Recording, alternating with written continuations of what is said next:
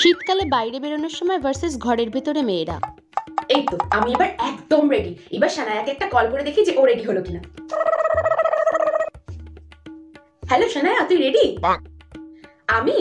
আমি একটা ব্ল্যাক কালারের ওয়ান পিস পরেছি, বুঝলি?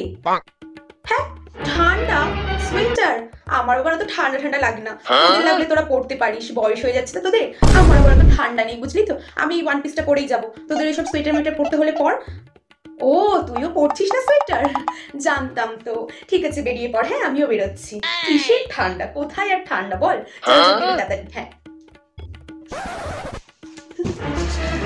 বাবা, কি শীত! বাপরে বাবা, কি শীত! শীতে আজকে আমি জমেই যাবো। ঘরের ভিতরে যেন বেশি ঠান্ডা লাগছে।